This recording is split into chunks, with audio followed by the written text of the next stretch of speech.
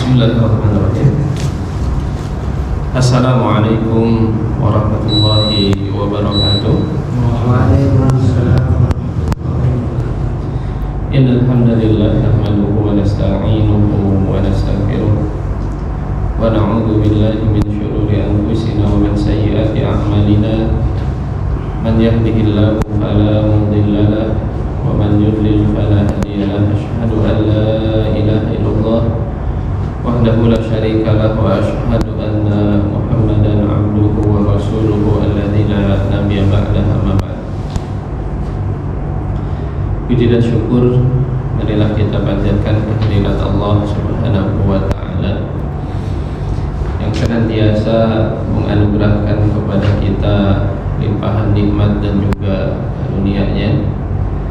Kita diberikan kesehatan oleh Allah Subhanahu wa taala sehingga di kesempatan pagi hari ini kita bisa kembali bertemu di salah satu rumah di antara rumah-rumah Allah ini untuk melaksanakan salah satu kewajiban kita, yaitu salat subuh yang alhamdulillah sudah kita laksanakan secara berjamaah, yang insya Allah kita akan sambung dengan kajian di pagi hari ini. Maka kita berharap, kita berdoa, kita memohon kepada Allah, mudah-mudahan hadirnya kita di masjid ini senantiasa mendapatkan keberkahan dari Allah, mendapatkan limpahan rahmat dari Allah, dan mudah-mudahan menjadi pemberat timbangan kebaikan kita di sisi Allah Subhanahu wa ta'ala. Salawat serta salam semoga senantiasa tercurah kepada suri tauladan kita Nabi Muhammad sallallahu alaihi wasallam, kepada keluarganya, sahabatnya, dan juga orang-orang yang setia menapaki sunnah beliau sampai hari kiamat nanti. Selain nikmat sehat, ada satu lagi nikmat yang banyak mungkin di antara kita bangsa Indonesia yang melupakan bahwasanya ini merupakan salah satu nikmat juga. Bahkan nikmat ini nikmat yang lebih utama dibandingkan nikmat kesehatan. Salah seorang ulama ditanya tentang ayyuhuma afdal, mana nikmat yang lebih utama, mana nikmat yang lebih baik antara nikmat sehat dengan nikmat rasa aman. Maka ulama tersebut menjawab, yang lebih utama adalah nikmat yang mana Pak kira-kira? Nikmat sehat atau rasa aman? Yang paling utama. Maka kata ulama tadi, yang paling utama atau lebih utama di antara dua nikmat tersebut adalah nikmat rasa aman. Karena kalaupun sehat tapi kita tidak merasa aman, itu hidup tidak akan tenang. Ya. Makanya Nabi SAW dalam salah satu hadisnya yang diriwayatkan dengan sanad yang hasan, kata beliau SAW, man asbaha minkum aminan fi sirbihi, barang siapa yang terbangun di pagi hari sebagaimana kita saat ini, aminan fi sirbihi, dia terbangun dalam keadaan merasa tenang, merasa tentram, merasa aman di lingkungannya, di komunitasnya. Sebagian ulama menerjemahkannya juga adalah di keluarganya. Alhamdulillah kita hari ini terbangun, alhamdulillah dalam keadaan tenang, tentram, aman, berada di tengah-tengah keluarga kita. Ini berbeda dengan saudara-saudara kita yang sekarang berada di Palestina, sedang diuji oleh Allah Subhanahu wa taala. Nikmat ini untuk sementara waktu Allah Subhanahu wa taala cabut dari saudara-saudara kita yang ada di Palestina. Sementara kita alhamdulillah begitu terbangun tenang.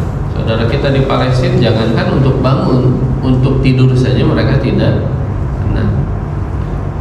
Kedua, kata Nabi SAW, man asbaha minkum aminan fi sirbihi mu'afan fi jasadihi. Barang siapa yang terbangun di pagi hari dalam keadaan hati, pikiran tenang, tentram, aman di tengah-tengah keluarganya, mu'afan fi jasadihi, sehat walafiat secara fisik, badannya sehat walafiat. Begitu terbangun, alhamdulillah jantung kita masih berdetak.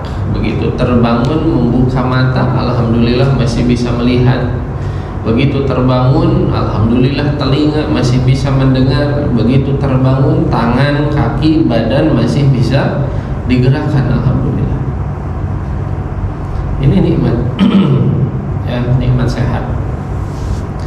Yang ketiga, kata Nabi SAW, wa indahu qutu yaumihi, dan dia ketika terbangun di pagi hari punya persediaan makanan untuk dikonsumsi pada hari itu saja. Sekarang hari Sabtu, maka kita di rumah punya persediaan makanan untuk kita konsumsi, sarapan pagi, makan siang, sampai makan malam. Nabi tidak mengatakan punya persediaan makanan 2 hari, 3 hari, sepekan, sebulan, tidak. 1 hari saja. Untuk masalah besok, biar Allah Subhanahu wa ta'ala yang mengatur, karena setiap orang rezekinya sudah ditentukan oleh Allah Subhanahu wa ta'ala.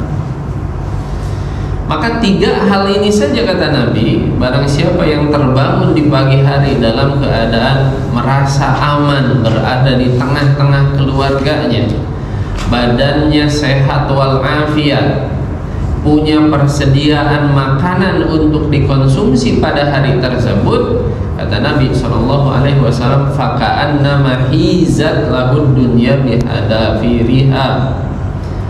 Maka seolah-olah orang yang seperti ini adalah orang yang Allah Subhanahu wa ta'ala berikan kepada dia dunia dengan segala isinya. Karena orang mengejar dunia itu, ya hakikatnya mencari yang disebut sebagai kebahagiaan. Dan kalau kita mengikuti bahasa yang sering kita dengar, ya, bahagia itu sederhana gitu kan, maka kita bisa jadikan patokan hadis ini. Bahagia itu sederhana ketika hati dan pikiran tenang, ya, merasa aman secara fisik, sehat walafiat, kemudian punya persediaan makanan, selesai.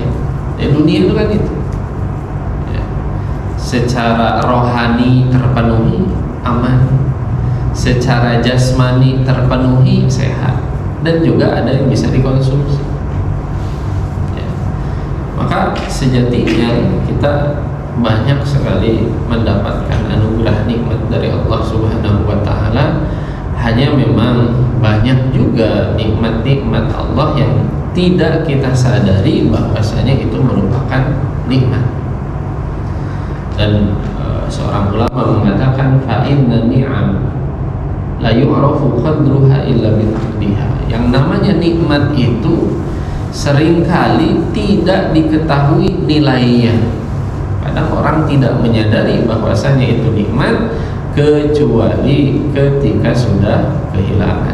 Oleh karenanya, ya tentu kita harus senantiasa berdoa kepada Allah. Mudah-mudahan Allah menganugerahkan kepada negeri kita, negara kita, ya, keamanan, ketentraman, yang dengan itu semua kita bisa melaksanakan aktivitas-aktivitas kita dan juga bisa melaksanakan ketaatan kepada Allah Subhanahu wa ta'ala.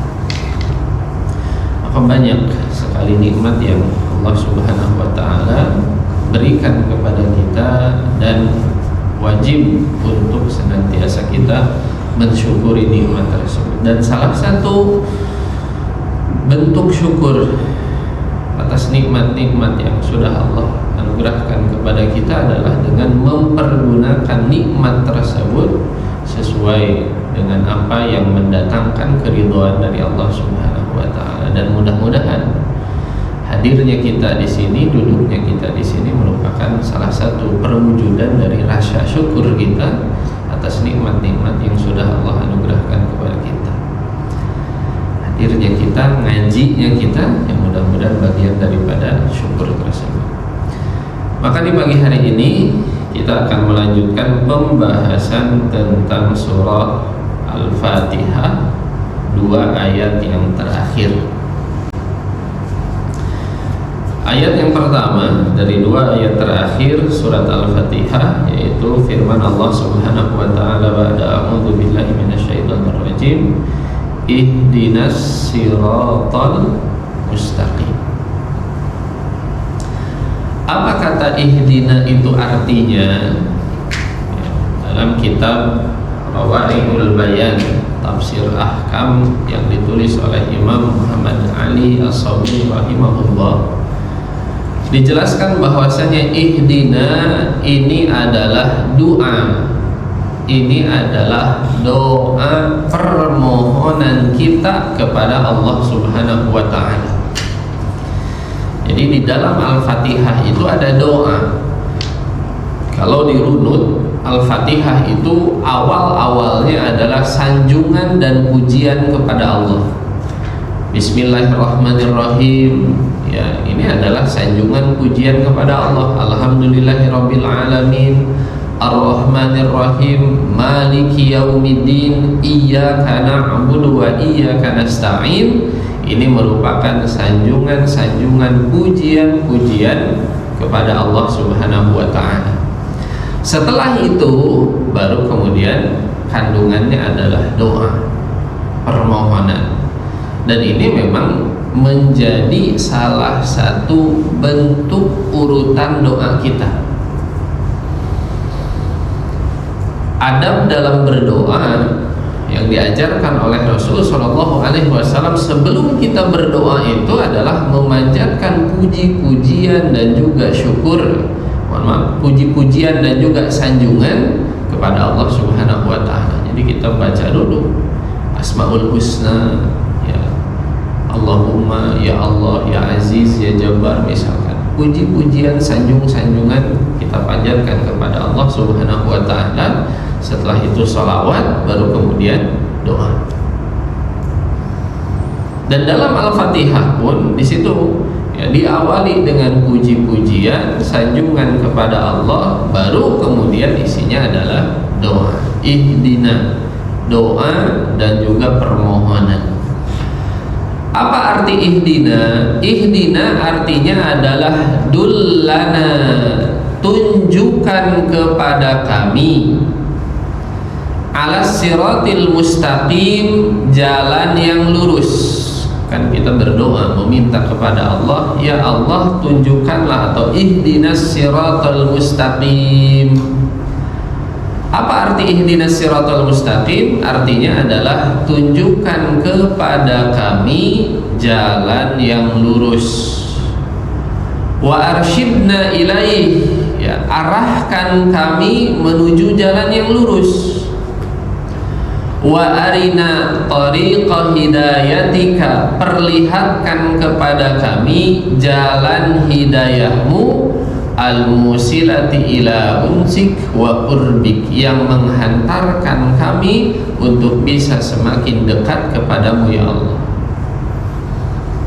Jadi kita itu setiap hari minimalnya 17 kali berdoa kepada Allah, meminta hidayah, meminta petunjuk. Wal hidayatu fil lughah, ihdina itu dari kata hada yahdi hidayatan. Hada yahdi hidayatan. Ya, jadi ada kata hidayah. Wal hidayatu fil lughah, kata hidayah ini secara bahasa ta'ti bi makna dilalah. Artinya adalah petunjuk. Hidayah secara bahasa artinya adalah petunjuk. Ini digunakan di dalam Al-Quran, misalkan seperti firman Allah Subhanahu wa ta'ala, fa'amma thamudu fahadainahum.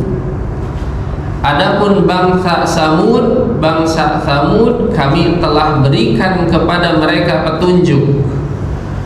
fastahabbul ama 'alal huda, tapi mereka lebih memilih kesesatan ya, daripada mendapatkan petunjuk. Wa ta'ti bi ma'nal irsyad wa tamkin al-iman fil qalb. Dan hidayah juga selain maknanya adalah petunjuk, makna yang lain adalah menetapkan, meneguhkan, mengukuhkan keimanan di dalam hati. Untuk makna ini misalkan kita temukan dalam firman Allah, innaka la tahdi man ahbabta. Wahai Muhammad, sesungguhnya engkau tidak bisa memberikan hidayah, memberikan peneguhan iman, man ahbabta, kepada orang yang engkau kasihi. Walakin Allah yahdi man yasha, tetapi Allah memberikan hidayah keimanan kepada orang-orang yang Allah Subhanahu wa taala kehendaki. Maka para ulama kemudian menyebutkan, Pak, hidayah itu ada dua jenis. Hidayah itu ada dua jenis. Yang pertama ya, disebut sebagai hidayatul irsyad. Hidayatul irsyad ini hanya sebatas mengarahkan.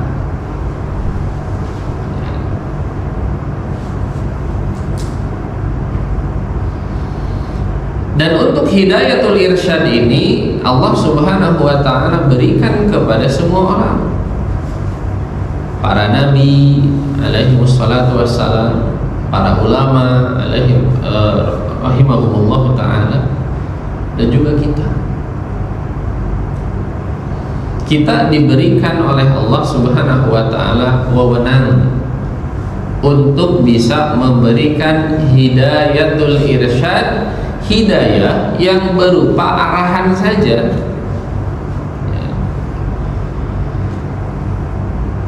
Kita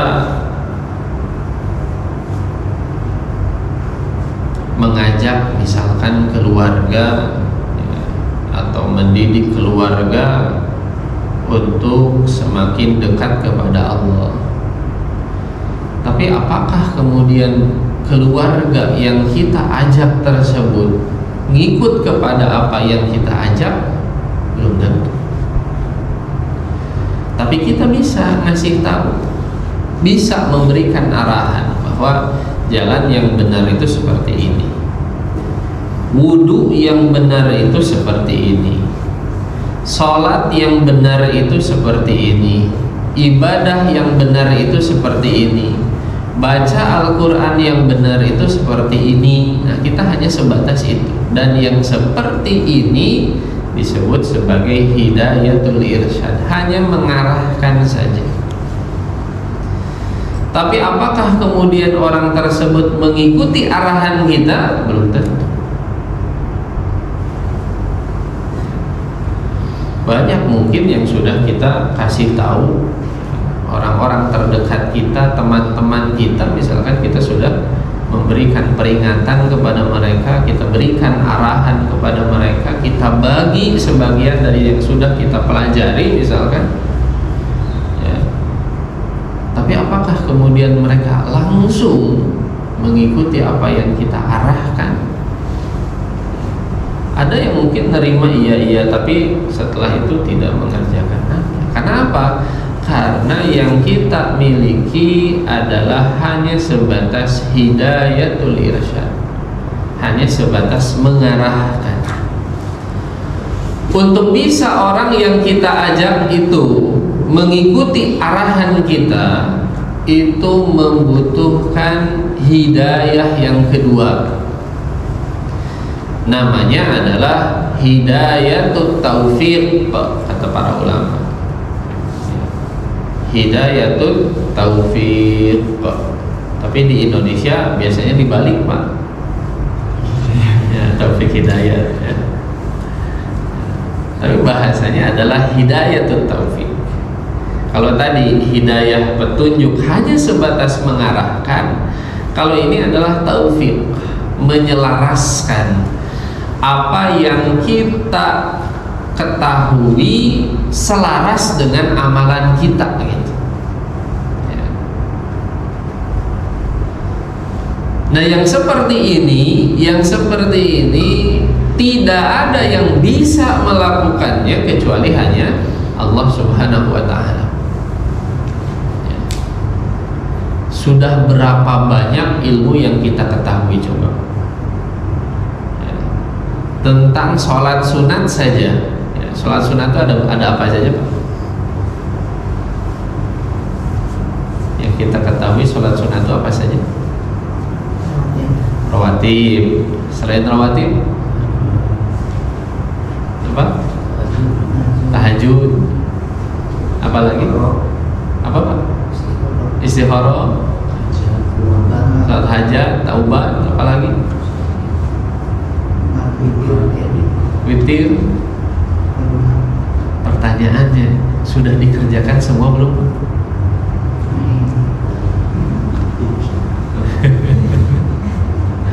Ilmunya sudah ada. Ya.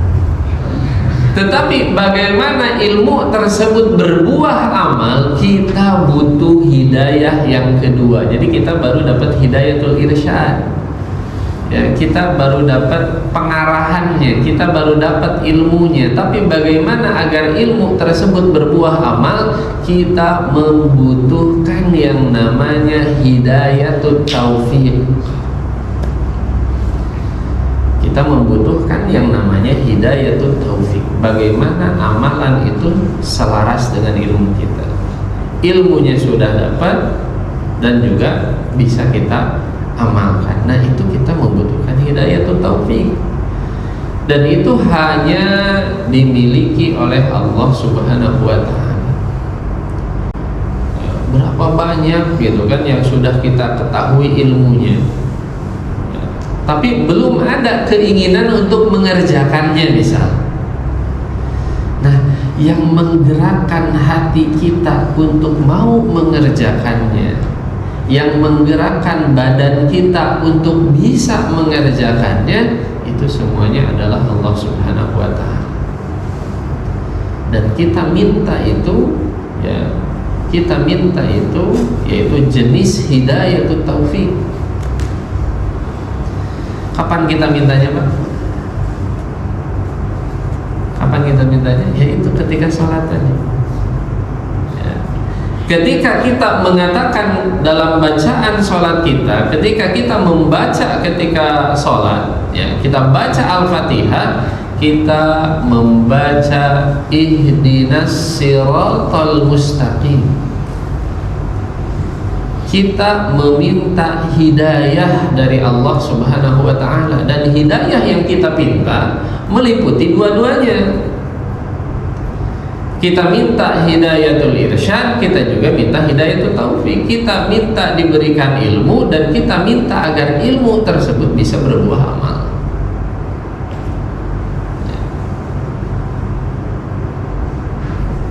Oleh karenanya ketika kita sholat itu harus, ya, memahami apa yang kita baca.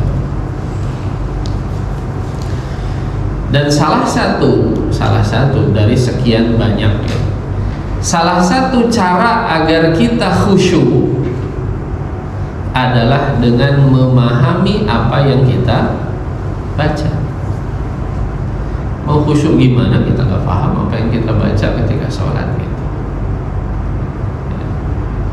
Oleh karenanya tadi, ketika kita membaca Al-Fatihah, kita sudah pelajari Bismillahirrahmanirrahim apa artinya, Ar-Rahman, Alhamdulillahirabbil alamin apa artinya, Maliki Ar-Rahmanirrahim Maliki Yaumiddin, ya, artinya apa, Iyyaka na'budu wa iyyaka nasta'in, kemarin kita sudah bahas juga. Maka ketika ihdinas siratal mustaqim, kita membacanya dengan benar-benar menghadirkan bahwasanya kita sedang meminta hidayah, meminta petunjuk, meminta pengarahan dari Allah Subhanahu wa taala. Jadi betul-betul dihayati ketika kita membaca ihdinas siratal mustaqim, kita itu sedang meminta petunjuk kepada Allah, dan petunjuk yang kita minta meliputi dua petunjuk yang kita sebutkan tadi, dua jenis hidayah yang kita sebutkan tadi ya. Maka hidayah yang kedua ini hanyalah milik Allah Subhanahu wa ta'ala. Ilmu selaras dengan amal ya. Termasuk juga ilmu selaras dengan amal itu adalah banyak sebenarnya kan.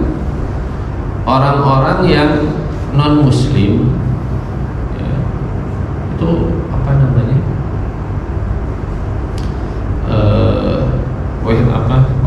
orientalis gitu ya Pak.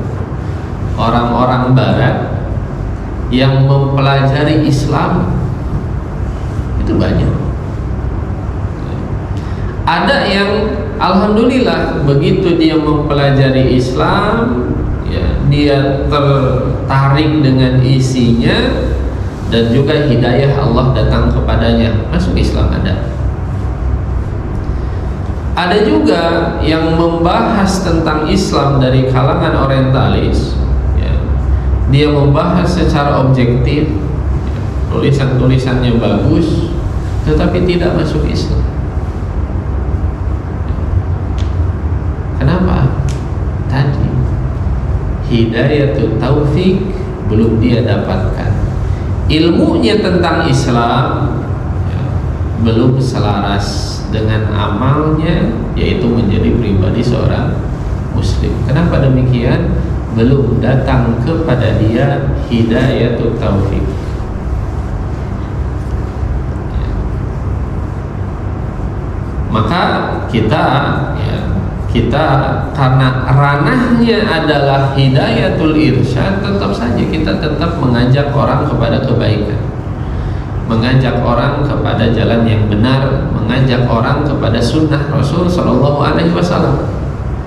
Masalah dia nanti ikut atau tidak, yaitu adalah hak Allah Subhanahu Wa Taala untuk memberikan hidayah kepada siapapun yang Allah kehendaki. Tetapi Nabi Sallallahu Alaihi Wasallam mengingatkan bahwasanya jika ternyata ada orang yang mendapatkan hidayatut taufik dari Allah melalui perantaraan kita ya, kita ngajak, begitu ngajak ternyata hidayatut taufik datang kepada orang tersebut. Jadi ilmu yang kita ajarkan ya, arahan yang kita berikan itu ternyata berkaitan langsung atau datang langsung setelahnya hidayah taufik dari Allah Subhanahu wa taala, sehingga dia mau mengerjakannya, sehingga dia mau berubah. Maka kata Nabi sallallahu alaihi wasallam, jika Allah Subhanahu wa taala memberikan petunjuk kepada orang lain, la an yahdiyallahu bika rajulan, ketika Allah memberikan hidayahnya kepada seseorang melalui kita, kata Nabi sallallahu alaihi wasallam, maka dia lebih baik min humrin na'am, lebih baik daripada unta merah. Bayang Pak, unta merah Pak, lihat untanya aja mungkin belum gitu ya, dan baru lihat di TV, di foto, di gambar gitu kan untanya. Kalaupun udah pernah lihat di kebun binatang misalkan, yang kita lihat warnanya apa Pak? Ya, coklat, relatif coklat gitu ya. Ini kata Nabi Sallallahu Alaihi Wasallam, untanya berwarna merah. Ya, memang ada. Bahkan kalau dibaca sirah itu bahkan ada unta biru Pak. Ya, kita memang bukan orang sana jadi nggak ngelihat unta merah ada, unta biru ada. Nah, unta merah ini adalah ketika itu di zaman itu merupakan kendaraan yang paling mewah. Kalau sekarang apa Pak? Ya, mobil yang warna-warna merah yang bagus gitu. Ya. Maka hidayah ya,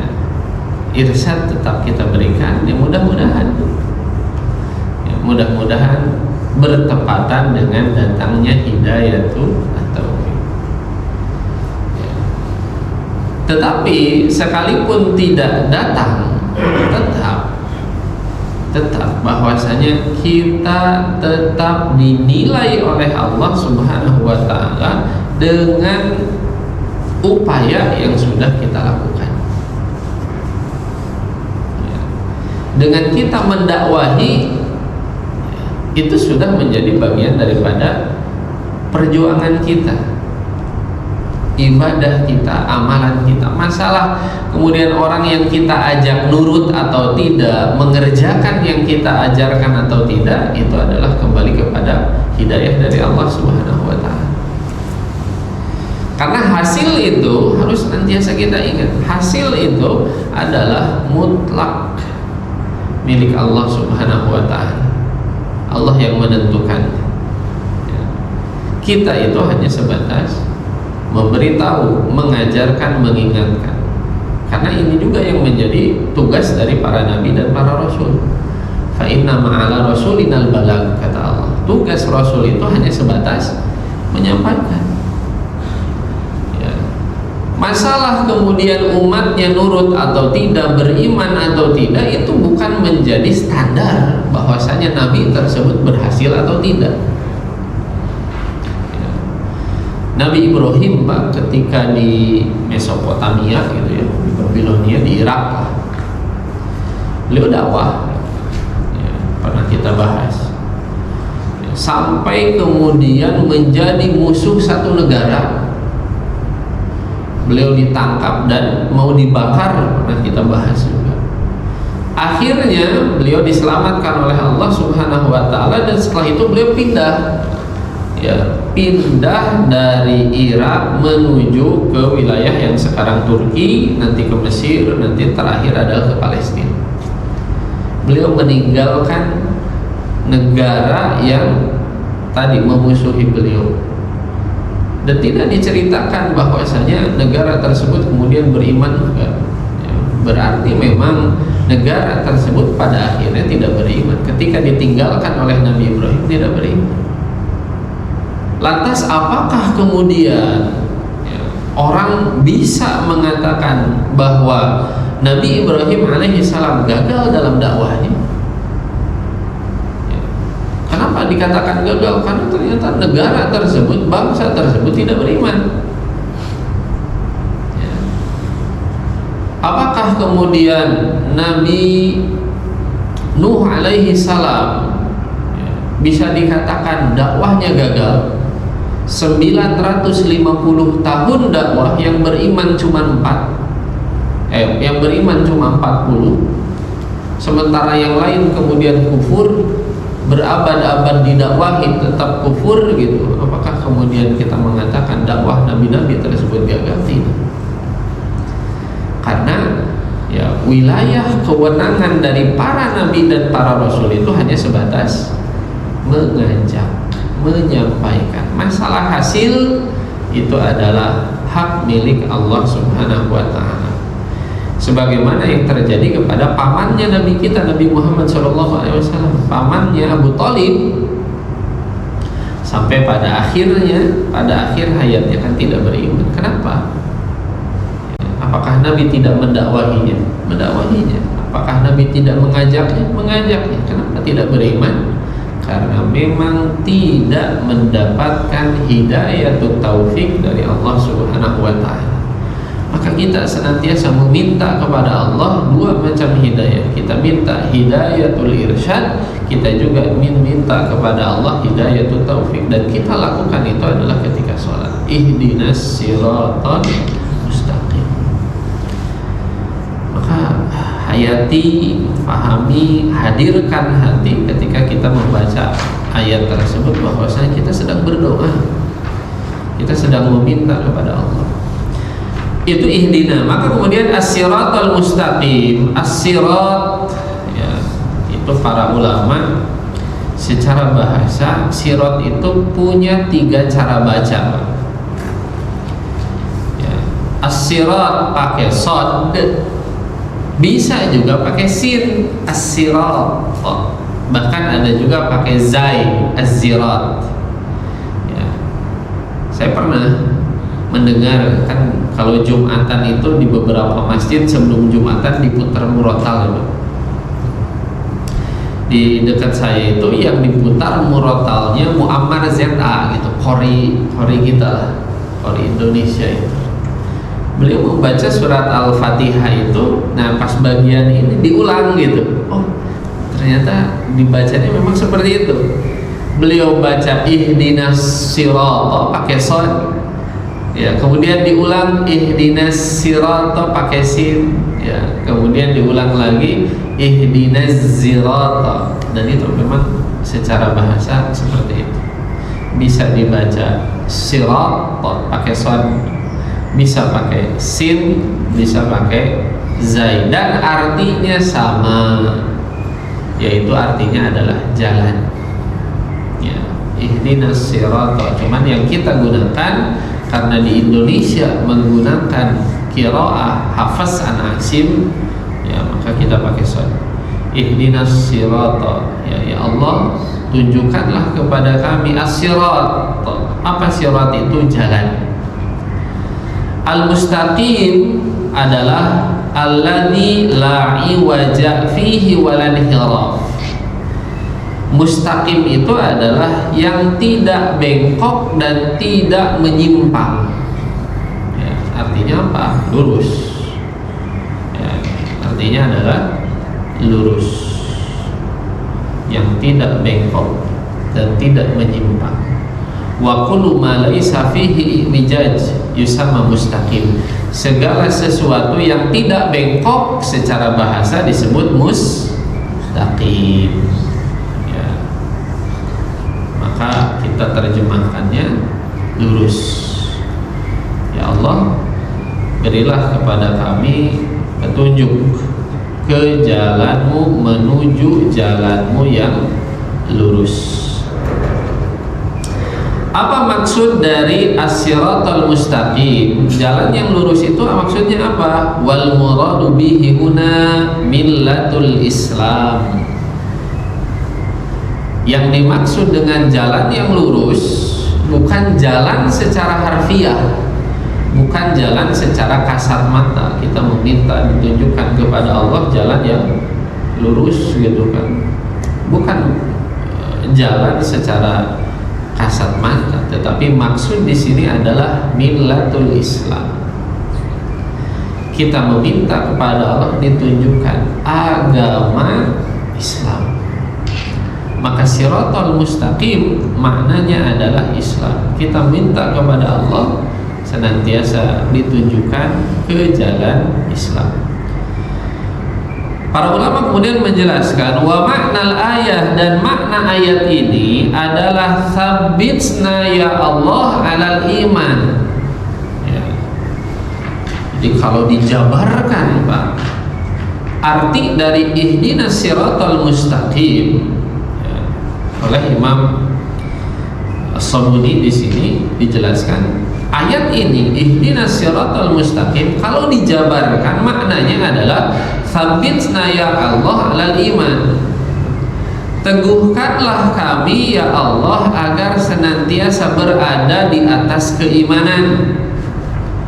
Wa waffiqna li salihil a'mal, dan berilah kepada kami taufik untuk bisa mengerjakan amal soleh. Nah, dan jadi kita minta hidayah taufik ya, yang menggerakkan hati kita untuk mau mengerjakan ibadah itu adalah Allah lewat yang namanya taufik. Semoga diberikan taufik gitu kan. Digerakkan hati kita, digerakkan, dimampukan badan kita untuk bisa beramal. Maka kita meminta wa waffiqna, berikanlah kepada kami taufik li salihil a'mal, untuk bisa mengerjakan amalan yang saleh. Waj'alna mimman salaka tariqal Islam, dan jadikan kami orang-orang yang berada di jalan Islam, berjalan di atas jalan Islam, al-musil ila jannatin na'im, yang menghantarkan kepada surga yang penuh dengan kenikmatan. Ya, keselamatan. Kita minta kepada Allah jalan keselamatan, selamat dunia dan juga selamat di akhirat, mendapatkan surga dari Allah Subhanahu wa ta'ala. Jalan keselamatan itu jalan seperti apa? Jalan keselamatan itu jalan seperti apa? Nah, penjelasannya di ayat setelahnya, Pak. Shiratal mustaqim itu seperti apa sih? Nah, ayat setelahnya menjelaskan Shiratal ladzina an'amta alaihim, yaitu jalan orang-orang yang telah Engkau berikan nikmat. Jadi kita sibuk sedikit nikmat ya. Nikmat itu apa? Nikmat itu secara bahasa di sini linul aish waradaduhu, ya, kehidupan yang menenteramkan, itu artinya nikmat. Ya. Kita hidup dengan tentram, kita hidup dengan tenang, ya, terpenuhi rohot, ya, kebutuhan, itu merupakan nikmat.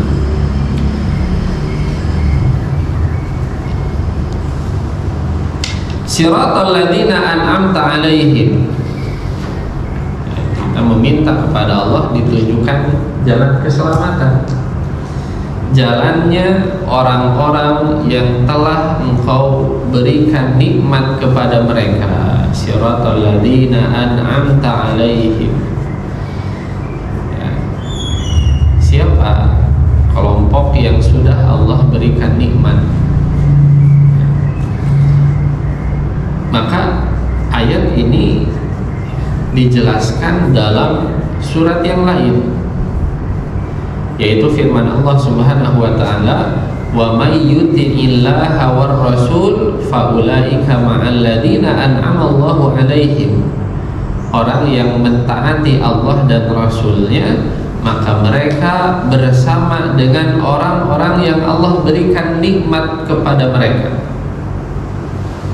Siapa saja yang Allah berikan nikmat? Minan nabiyyin, yaitu para nabi, wasiddiqin, dan siddiqin, ya, siddiqin itu adalah orang-orang yang senantiasa jujur, ya, membenarkan, ya, wasyuhada, dan juga para syuhada, wassalihin, dan juga orang-orang soleh, wa hasuna ulaika rafiqa, dan mereka adalah sebaik-baiknya teman.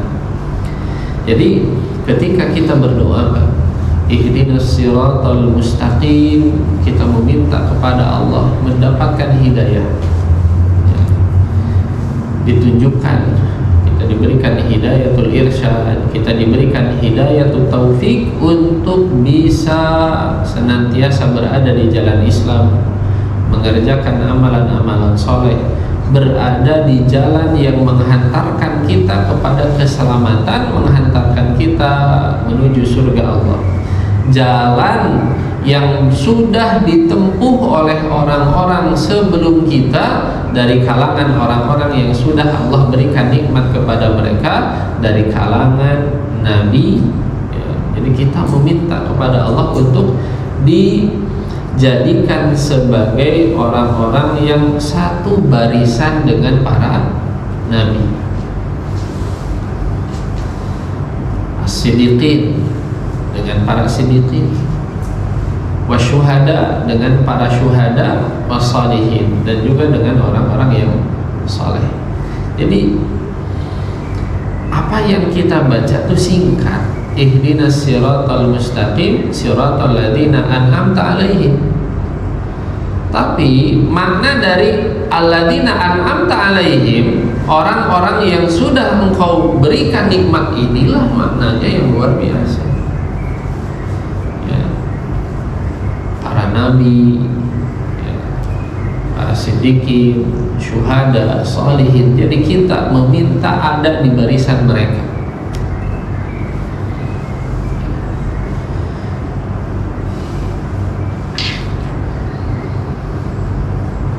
Ghairil maghdubi alaihim, bukan jalan orang-orang yang Engkau murkai, ya.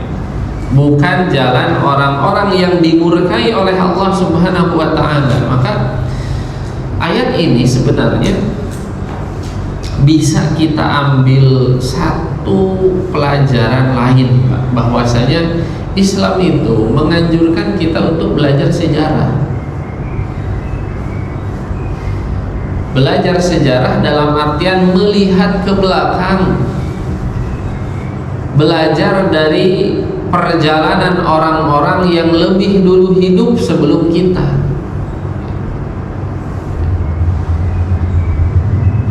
Kita pelajari kisah hidup mereka untuk kemudian kita ambil pelajaran. Jadi Islam itu mengajarkan kita untuk belajar sejarah, mengajarkan kita untuk belajar sejarah. Sejarah para nabi, para siddiqin, para syuhada, para sholihin, karena ini yang disebut adalah orang-orang sebelum kita. Ya. Termasuk juga tadi ghairil maghdubi alaihim, bukan jalan orang-orang yang dimurkai oleh Allah. Siapa orang-orang yang dimurkai oleh Allah? Maka kita juga harus melihat ke belakang, melihat sejarah. Siapa bangsa yang dimurkai oleh Allah Subhanahu wa ta'ala? Para ulama menjelaskan humul Yahud, bahwa bangsa yang dimurkai oleh Allah Subhanahu wa ta'ala adalah bangsa Yahudi. Liqaulihi ta'ala fihim, berdasarkan firman Allah kepada mereka, ya, tentang mereka, wa ba'u bi ghadabin minallah, dan mereka mendapatkan murka dari Allah. Dalam ayat yang lain, ya, man la'anahu Allah wa ghadiba alaih, ya, orang yang Allah laknat dan Allah murka, wa ja'ala minhumul qiradata wal khanazir, dan Allah jadikan di antara mereka menjadi kera dan juga menjadi babi. Bangsa yang Allah jadikan kera dan babi ini adalah bangsa-bangsa Yahudi. Dan bangsa ini disebutkan di dalam Al-Quran mendapatkan murka dari Allah. Oleh karenanya para ulama kemudian menyimpulkan ghairil maghdubi alaihim, bukan jalan orang-orang yang dimurkai oleh Allah. Siapa yang dimurkai oleh Allah? Begitu dicek, dibaca, ternyata di dalam ayat lain dijelaskan bangsa yang dimurkai oleh Allah adalah bangsa-bangsa Yahudi. Sementara al-dhalin, ya, dhalin, dan bukan juga jalan orang-orang yang tersesat. Dhal secara bahasa, ya, adalah ad-dhahab an sunanil qasd wa tariqil haq wal inhiraf anin nahjil qawim, ya, menyimpang dari jalan kebenaran, menyimpang dari jalan yang lurus, itu artinya sesat.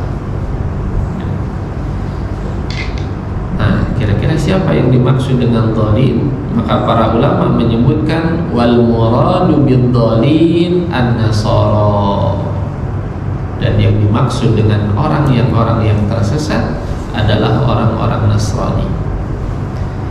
Hal ini berdasarkan firman Allah Subhanahu wa ta'ala tentang mereka, qad dhallu min qablu wa adallu katsiran. Mereka sudah tersesat dan mereka juga menyesatkan banyak orang. Wa dhallu an sawa'is sabil, dan mereka tersesat dari jalan yang lurus. Jadi kita meminta kepada Allah Subhanahu wa ta'ala untuk diberikan petunjuk jalan keselamatan, yaitu jalan yang sudah ditempuh oleh para nabi, para siddiqin, para syuhada, para salihin. Bukan, ya Allah, jangan tunjukkan kepada kami jalan orang-orang yang Engkau murkai, yaitu orang-orang Yahudi. Jangan juga tunjukkan kepada kami, ya, jalan orang-orang yang tersesat, yaitu orang Nasrani. Itu kata para ulama. Nah, ada juga, Pak, yang kemudian mencoba mencari apa nilai yang bisa diambil kenapa orang Yahudi itu menjadi pribadi atau sosok-sosok yang dimurkai. Sebagian ulama menjelaskan karakter dari orang-orang Yahudi ini adalah berilmu tapi mereka tidak beramal. Ya. Berilmu tapi tidak mau mengamalkan ilmunya, maka mereka mendapatkan murka. Sementara Nasrani, kenapa disebut tersesat? Mereka banyak beramal, tapi kapan Pak tersesat itu? Kalau nggak ada ilmunya, ya. Jadi orang Nasrani itu beramal, tapi tanpa dasar ilmu. Ya. Oleh karenanya, sebagian ulama kemudian menyebutkan, maka orang-orang yang memiliki ilmu tapi tidak beramal, maka dia termasuk orang-orang yang dimurkai oleh Allah. Bukan hanya sebatas orang Yahudi saja. Dari kalangan kaum muslimin ilmunya sudah ada tapi tidak mau mengamalkan, masuk ke dalam kelompok al-maghdubi alaihim, orang-orang yang dimurkai oleh Allah Subhanahu wa taala. Ya, kalau kalangan kaum muslimin. Ya. Dan yang beramal hanya saja tidak berdasarkan ilmu, maka dia termasuk ke dalam kelompok yang tersesat sekalipun dia dari kalangan muslim. Jadi ada ulama yang membatasi bahwasanya makna ayat ini kita meminta kepada Allah diberikan petunjuk ke jalan Islam, jalan yang ditempuh oleh para nabi, bukan jalannya orang Yahudi, bukan jalannya orang Nasrani. Ada yang seperti itu.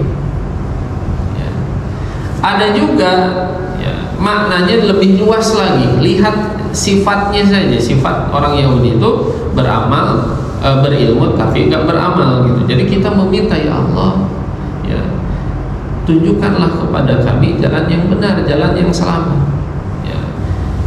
Bukan jalan orang yang berilmu tapi tidak beramal. Jadi kita berdoa agar tidak menjadi pribadi-pribadi yang berilmu tapi tidak beramal.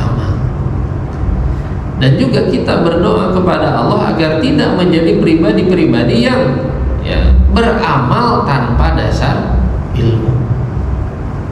Maka kita meminta as-siratal mustaqim, berada di jalan yang lurus. Ya. Itu penjelasan dari sebagian ulama. Kemudian ya, para ulama menyebutkan terakhirnya adalah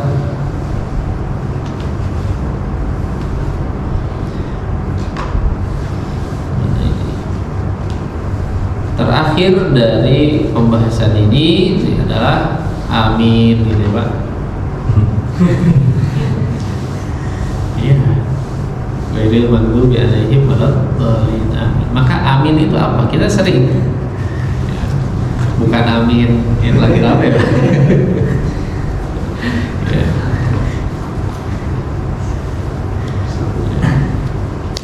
Amin ini adalah kalimat doa.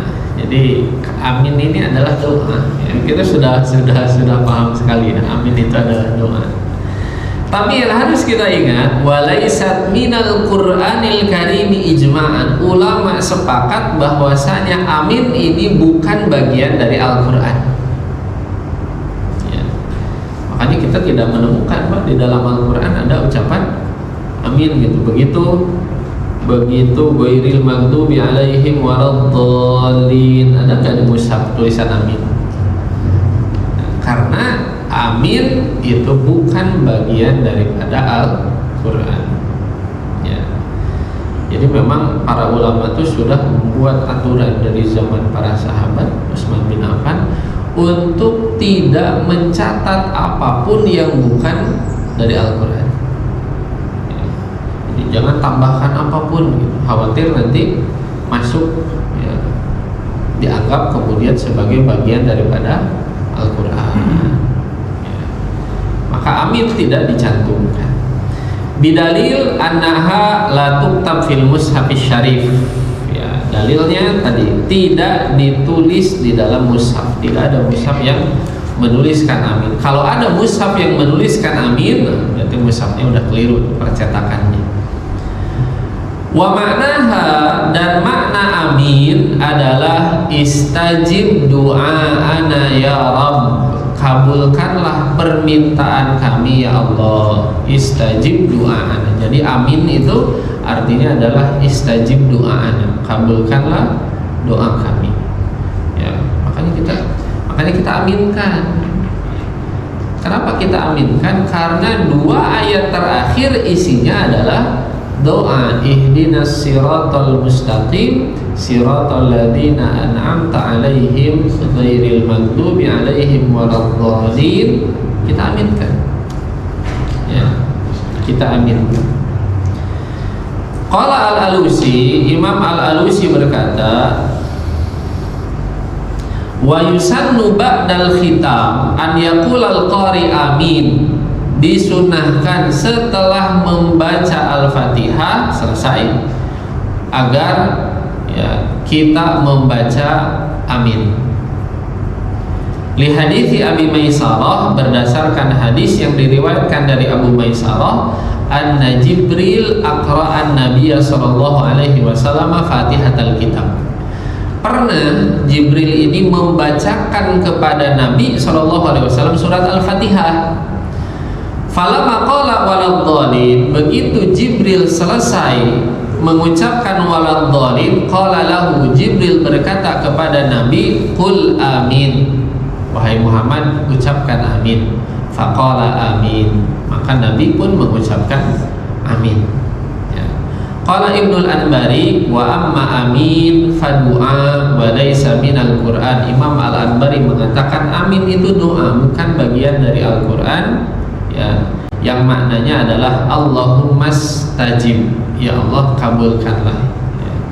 Wa fihi lughatan, dan cara bacanya ada dua. Yang pertama al-qasru, hamzahnya pendek Pak, amin, itu boleh. Yang kedua wal mad, ya, hamzahnya dibaca panjang, amin. Hanya dua aja. Cara membaca amin itu hanya dua. Hamzahnya pendek, amin, atau hamzahnya panjang, amin. Nah, banyak yang keliru, kadang-kadang saya suka mendengar juga gitu di luar itu, dengan mentasdidkan mim, ini keliru. Amin itu keliru. Ada juga yang amin itu keliru juga. Ya. Justru yang panjang tuh minnya. A-nya boleh pendek, amin, boleh panjang, amin. Ya, nanti panjangnya beda-beda. Ada yang 2 harokat, ada yang bisa sampai 6. Cuman intinya adalah cara bacanya ada 2, amin ataukah amin.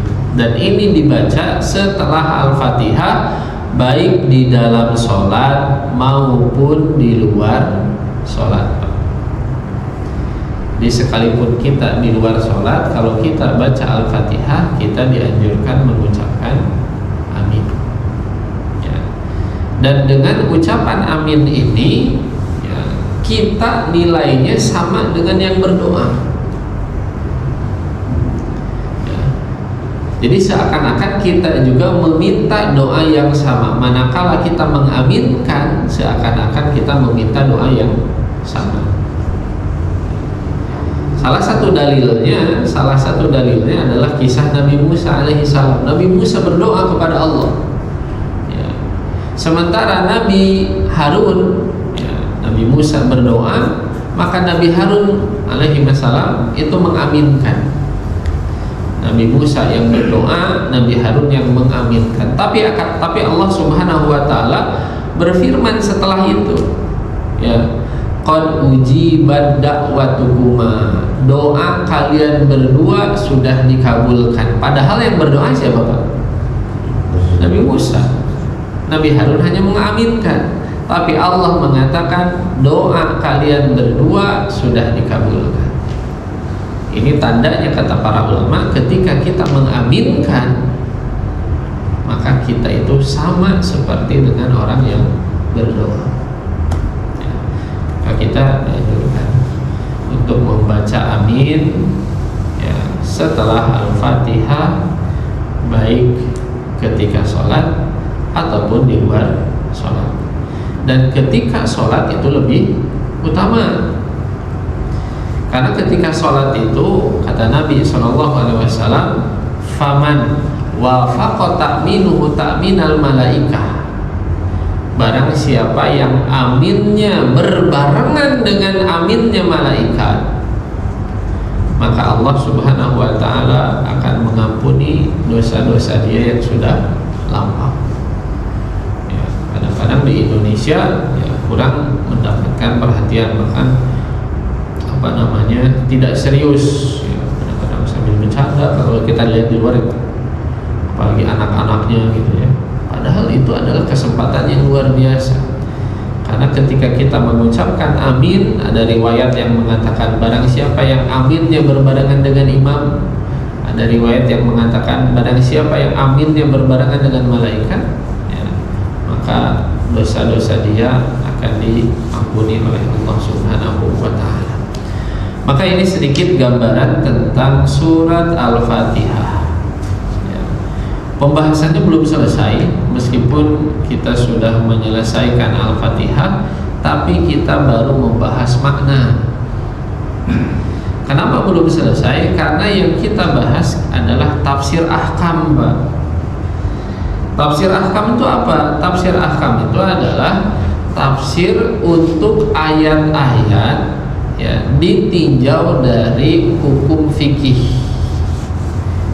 Kalau tafsir secara umum itu semuanya dibahas. Makanya kalau kita membaca ada buku judulnya Tafsir Ahkam, jangan heran kalau surat-suratnya tidak lengkap.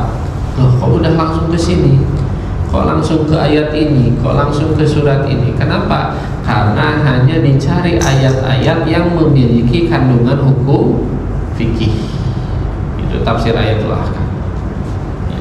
Makanya nanti setelah ini adalah pembahasan tentang hukum-hukum yang terkandung dalam surat Al-Fatihah secara fikih.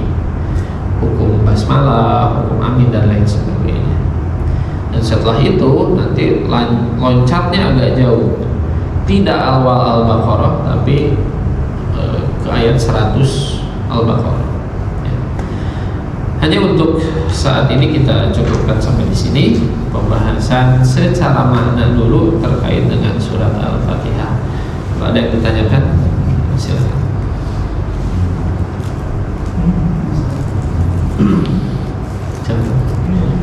Assalamualaikum Ustaz. Waalaikumsalam.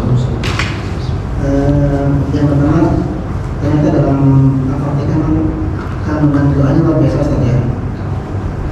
Tapi tadi yang diceritakan Ustaz juga, ternyata amal kita itu belum sebegitu selaras dengan itu yang sudah kita ketahui. Apakah selama ini berarti mungkin ada caranya bagaimana kita bisa Al-Fatihah itu berdasar ke aktual keimanan juga amalan kita Ustaz. Yang pertama, terus yang kedua, kita beriman. Tadi kan ada beberapa doa yang kita minta saja. Tapi ada orang yang berpemahaman bahwasanya kita beriman itu tanpa pamrih gitu Ustaz. Jadi bukti kesediaan kita pada Allah Ta'ala itu ya jangan kita tidak menginginkan sesuatu dari Allah Ta'ala tersebut. Itu gimana saja. Terus yang ketiga, dalam hal pengucapan amin Ustaz, itu saya pernah sholat di masjidnya orang India. di Malaysia waktu itu ternyata yang bilang amin kenceng itu saya sendiri. Iya.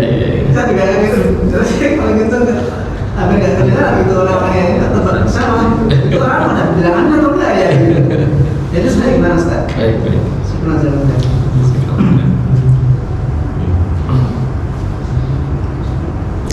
Terima kasih atas pertanyaannya. Yang pertama ya adalah terkait dengan hidayah taufik. Ya, memang ya, banyak yang mungkin belum selaras antara apa yang sudah kita ketahui dengan apa yang sudah kita amalkan. Oleh karenanya memang salah satu caranya ya, adalah senantiasa berdoa kepada Allah Subhanahu wa taala ya, untuk diberikan ilmu yang bermanfaat. Makanya Nabi SAW itu jadi dalil di beberapa kalangan itu bahwasanya ya tidak kan ada perbedaan pendapat ya terkait bolehkah kita berdoa atau adakah doa setelah salam, karena rata-rata setelah salam itu isinya hanya zikir saja. Dari mulai astagfirullah ya masuknya zikir, sekalipun doa tapi masuknya adalah zikir. Astagfirullah ya Allahumma anta salam dan seterusnya ya. Boleh tidak berdoa gitu. Sebagian kalangan itu mengatakan tidak ada. Tidak diriwayatkan Nabi berdoa setelah salam kecuali di satu momen saja. Yaitu apa? Setiap selesai sholat subuh saja. Setiap selesai sholat subuh itu ada riwayat setelah zikir beliau berdoa. Nah, ada yang kemudian berpegang secara tekstualis ya. Oh berarti hanya boleh berdoa setelah subuh dan doanya ini. Ada juga yang memperluas jangkauannya. Kalau kemudian Nabi pernah berdoa, ya berarti boleh. Intinya Nabi pernah berdoa enggak sebelum setelah salam gitu. Kalau pernah, ya berarti boleh. Ada yang memperluas. Intinya apa? Kita akan fokus bukan ke situ, tapi fokus ke isi doanya. Apa doa yang dibaca oleh Nabi SAW setelah sholat subuh? Doanya apa?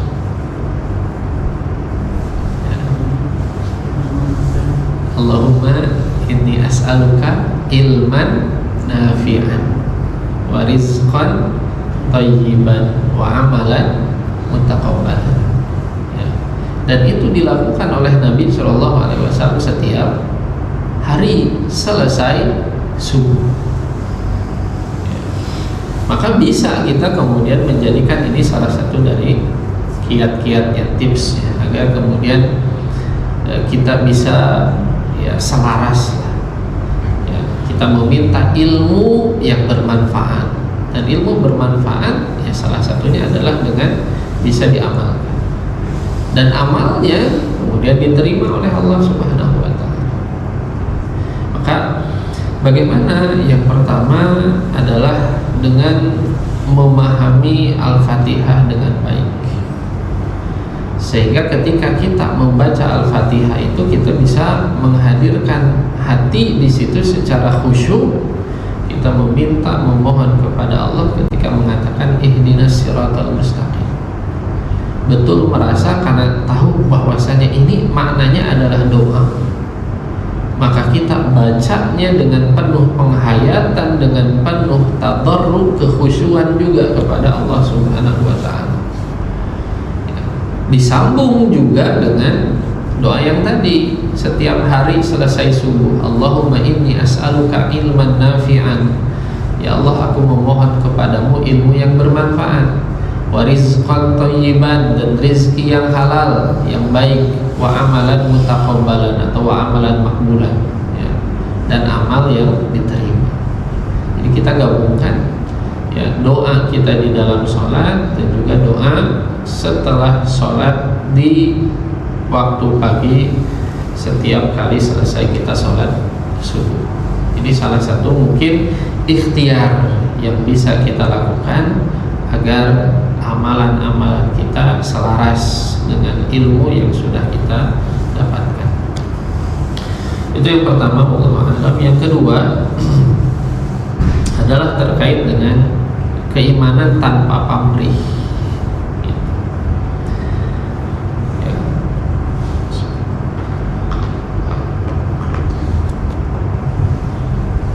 Anggapan seperti ini biasanya muncul, mohon maaf sekali, dari kalangan mistisisme gitu ya. Jadi ada anggapan yang keliru, mistisisme gitu ya, aliran kerohanian. Mistisisme itu hampir ada katanya di setiap agama ya. Di Kristen ada ini, agama ini ada ini, di Islam ada mistisisme, yaitu tasawuf. Ini adalah anggapan yang keliru ya. Jadi di Islam itu tidak ada yang seperti itu. Justru ketika kaum muslimin ya, tercemari oleh pemikiran barat, maka muncullah filsafat ya di Islam, ilmu kalam. Ketika kaum muslimin ya terkontaminasi dengan filsafat barat, muncullah aliran ahlul kalam, ilmu kalam. Yang di situ nanti lahir Mu'tazilah ya, dan kelompok-kelompok yang lain. Ketika kaum muslimin terkontaminasi pemikiran timur, di timur itu kan ada Hindu, ada Buddha ya, dan aliran-aliran kebatinan. Kan kalau barat itu aliran rasionalis, maka yang lahir itu adalah kelompok ahlul kalam, yang di situ ada Mu'tazilah dan kawan-kawannya. Kalau dari timur itu terkontaminasinya sama aliran kebatinan gitu ya. Kalau ini rasionalis, ini spiritualis, mistisisme tadi. Nah, hasil dari percampuran antara kaum muslimin dengan aliran spiritualis dari timur, itulah yang melahirkan tasawuf. Jadi bukan murni dari Islam, tapi hasil tercampur oleh mistisisme dari timur. Nah, di kelompok tasawuf ini ya,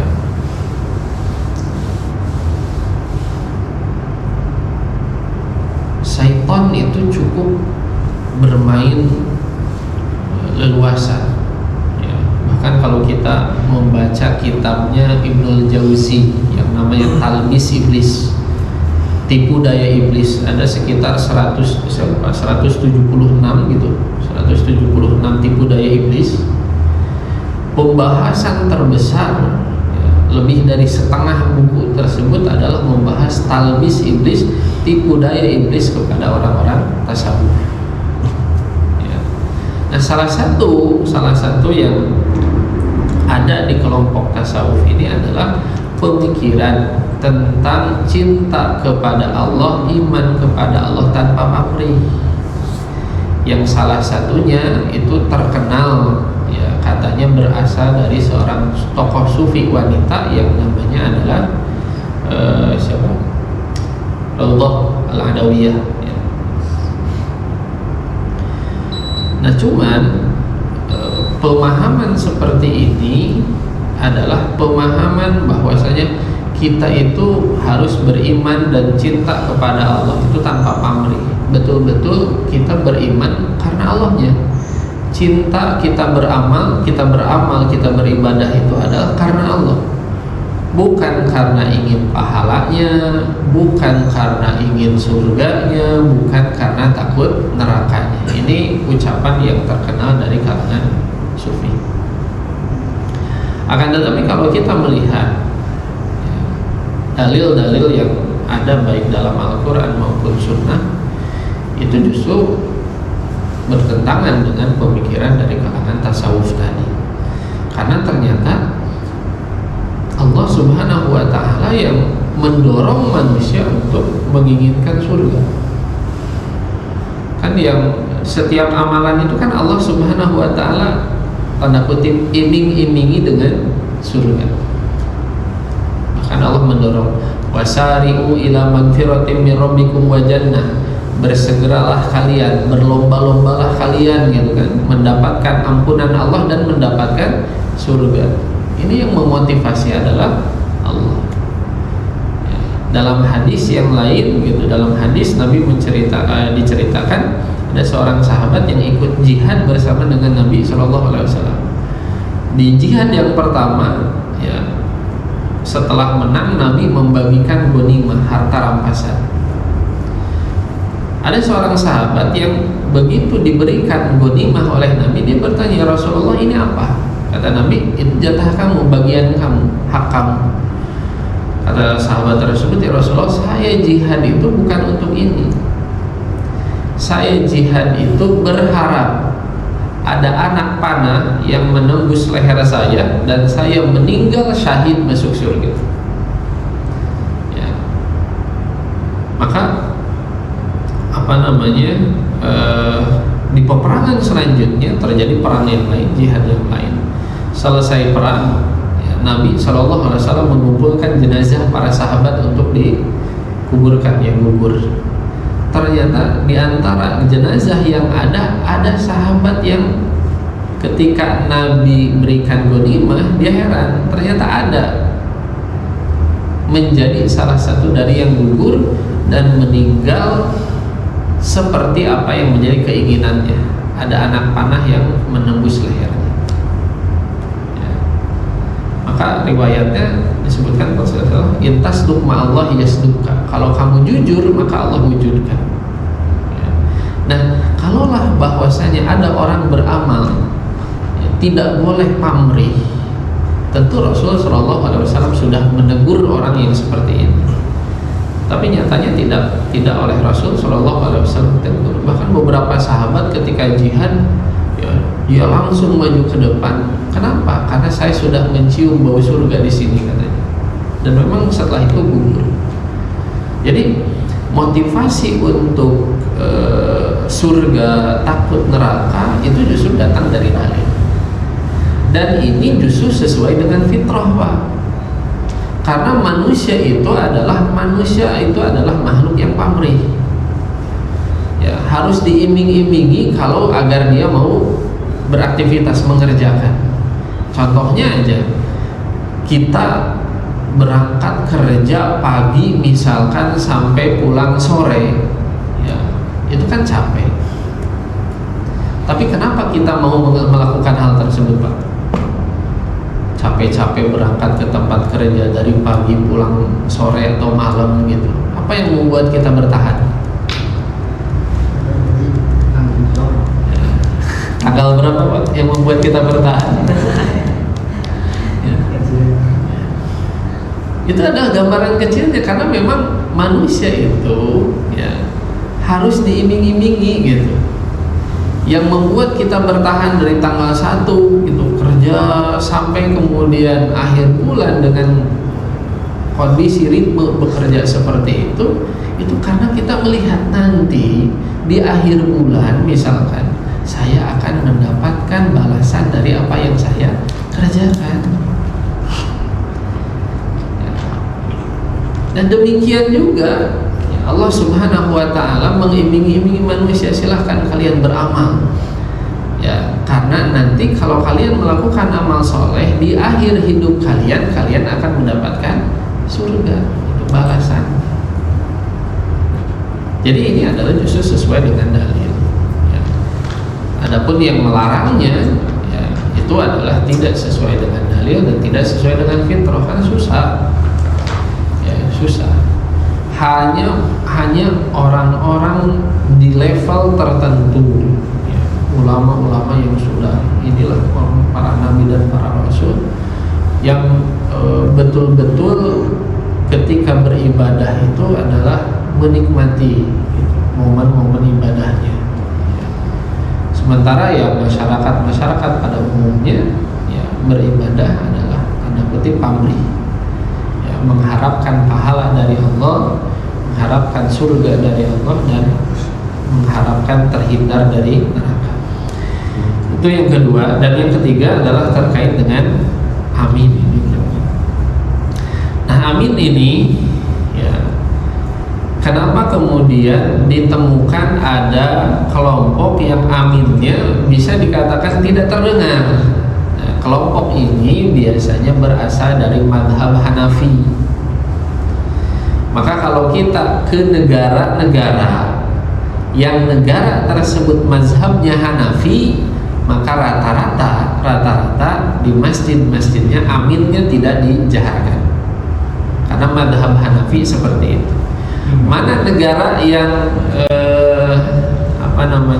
mazhabnya Hanafi adalah negara-negara yang belakangnya tan, Uzbekistan, Tajikistan gitu. Terus dekat nanti ke Turki, ya, Turki pun sama demikian. Kemudian nanti ke Pakistan, Afghanistan. Nah, karena Pakistan ini dekat dengan India, maka India pun mazhabnya adalah Hanafi secara fikih. Ya. Adapun Malaysia, aslinya Malaysia itu mazhabnya adalah sama dengan kita, Syafi'i. Cuman mungkin karena Bapak tadi sholatnya di masjid orang-orang India gitu, yang mana orang India itu mazhabnya Hanafi gitu, maka kemudian momen seperti itu terjadi. Jadi memang di mazhab Hanafi ya, aminnya ya itu tidak seperti kita dibaca secara lantang. Ya. Itu mazhab Hanafi. Mazhab Hanafi juga termasuk subuhnya itu siang, Pak. Ya, karena mereka tuh mazhabnya isfar, menunggu agar langit itu cukup terang. Ya, kemarin juga ada murid saya yang kuliah di Turki itu nanya, Ustaz, saya lihat jam subuh di Turki itu dari Google, saya googling, katanya subuh itu 5.15 azan subuh. Tapi di sini di Turki orang mulai sholat subuh itu jam 6:05. Jadi azannya jam 5:15, tapi baru sholat jam 6. Ya, ya memang seperti itu. Ya, mazhab fikih orang Hanafi itu subuh itu disiangkan. Ya. Jadi kenapa ada yang seperti itu? Perbedaan mazhab, dan yang seperti itu adalah mazhab Hanafi. Demikian, Allah a'lam. Ada lagi? Silahkan. Perbedaan antara nabiyin Sabiqin Suwadat dan Sabiqin. Baik, terima kasih.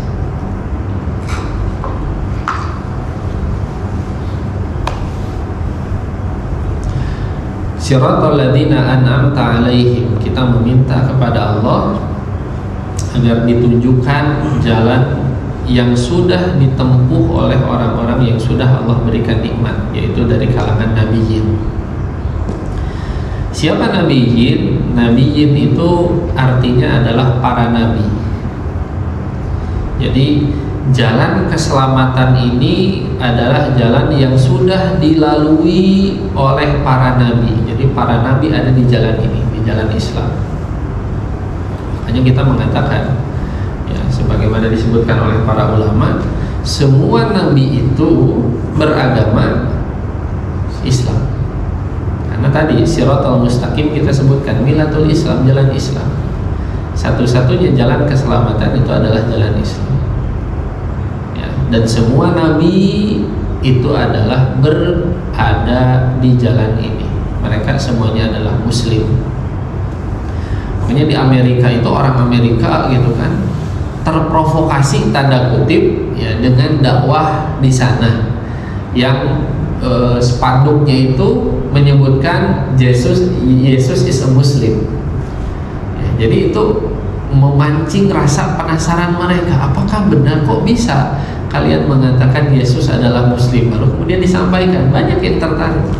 Itu salah satu dakwah yang dilakukan oleh saudara-saudara kita di Amerika, ya, memantik rasa penasaran mereka gitu dengan menulis Yesus adalah seorang Muslim. Ya, betul, karena Nabi dan para Rasul semuanya adalah Muslim, berada di jalan Islam, dan yang didakwahkan oleh para Nabi dan para Rasul adalah Islam. Maka yang pertama, jalan Islam ini, jalan keselamatan ini sudah ditempuh oleh para Nabi, jalannya para Nabi. Itu yang pertama, Nabiyin.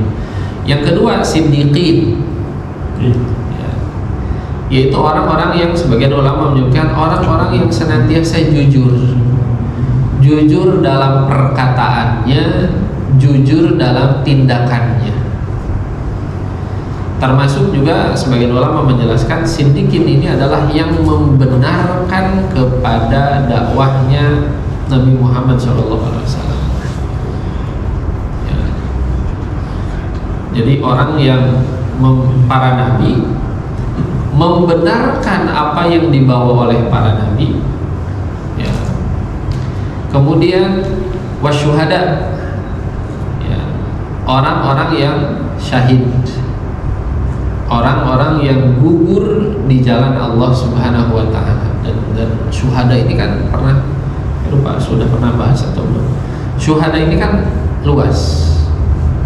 Orang yang syahid ini bukan hanya sebatas orang yang gugur di medan perang. Syahid ini dalam penjelasan para ulama ada 3. Ada syahid dunia akhirat, ada syahid dunia, dan juga ada syahid akhirat. Dan hukumnya beda-beda. Syahid dunia akhirat itu adalah di dunia dia syahid, di akhirat juga dia syahid. Di dunia syahid itu gimana? Kalau orang syahid di dunia, maka dia tidak diperlakukan seperti jenazah keumuman. Kan jenazah keumuman itu dimandikan, dikafani gitu kan. Maka syahid itu tidak dimandikan, tidak dikafani, ya, dikuburkan dengan pakaian yang dia kenakan ketika gugur. Ini syahid di dunia. Syahid di akhirat, ya, berada di tempatnya orang-orang yang syahid. Allah berikan tempat khusus, kedudukan khusus untuk orang-orang yang seperti ini. Jadi ada kelompok pertama, syahid dunia di akhirat, syahid dunia akhirat. Jadi di dunia dia diperlakukan secara khusus, tidak dimandikan, tidak dikafani. Di akhirat juga diberikan perlakuan khusus. Ada juga syahid akhirat, tapi tidak dunia. Siapa ini? Adalah orang-orang yang disebut dalam hadis orang yang mati tenggelam, orang yang mati terbakar, orang yang meninggal karena penyakit di perut, sakit perut, ya. Yang sakit perut ini para ulama menjelaskan cakupannya luas. Setiap penyakit di perut gitu kan yang menyebabkan meninggal, maka itu termasuk kepada penyebab syahid. Orang yang meninggal karena sakit di perut, ya. Apa aja Pak sakit perut? Apa saja? Lambung, ya, asam lambung, mah, GERD kalau sekarang ya, dan lain sebagainya. Pokoknya semua jenis penyakit penyakit perut, ya, kalau ada orang meninggal karena sakit di perutnya maka dia syahid. Tapi syahidnya syahid akhirat. Maksudnya apa? Jadi di dunia diperlakukan normal, dia dimandikan, dikafani. Ada juga syahid dunia tapi akhirat enggak. Itu orang yang berjihad tapi niatnya riya gitu. Dia di dunia diperlakukan seperti orang yang syahid, ya, tidak dimandikan, tidak dikafani, tapi di akhirat enggak dapat apa-apa karena dia riya. Nah, itu syuhada. Ya. Maka yang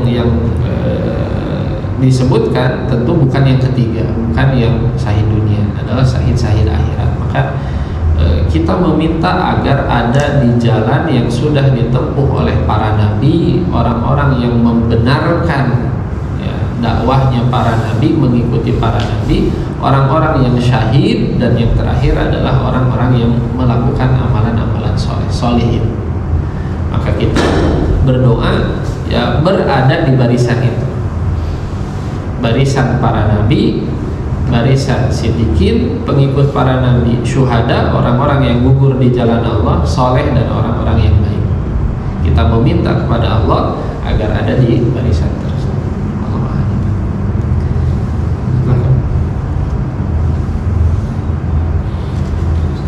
Silakan. Kalau bacaan Al-Fatihah setelah kita berdoa itu gimana? Biasanya sudah setelah selesai berdoa Ya. Al-Fatihah.